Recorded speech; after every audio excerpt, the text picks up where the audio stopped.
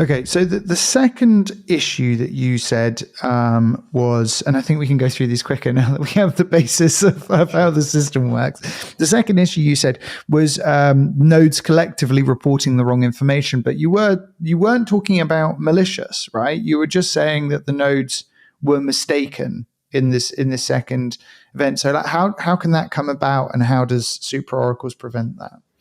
So it's hard to differentiate malicious versus not. Now, if you if you posted clearly false data and you signed it, that it's very easy to track who did what.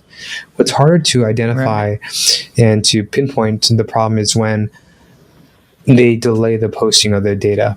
Delays of it, and like it's hard to say like who's at fault here, etc.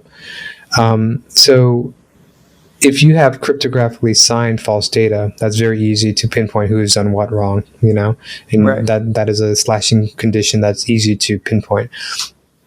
But slowness is harder to do because network conditions, and there's a lot of like, hey, I just didn't get their information. It's like, it's hard to pinpoint what's going on here.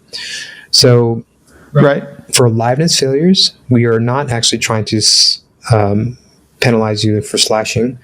We are implementing a reliability score metric though. So if you do, as a node, are slow to respond in general, this may affect your reliability score over time.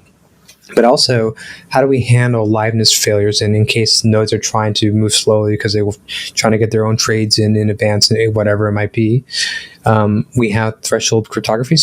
Or we use a threshold system. So we don't need all the nodes. We just need a threshold of them. Any combination of the threshold.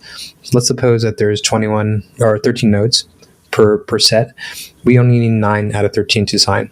So if the other 4 nodes are trying to collude or move slowly for whatever reason, if the other nodes are moving as fast as quickly, that does create the racing condition to just move fast and keep on going.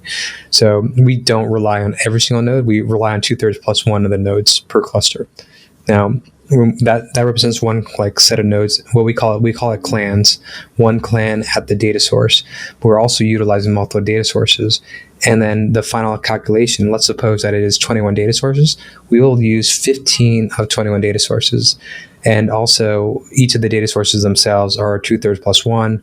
So if there are slow nodes or offline nodes or malicious nodes, as long as those clans are majority honest, and then a secondary set of 15 of the larger set, 15 of 21, we will use that calculation to push it forward. So we just move forward with or without you, basically.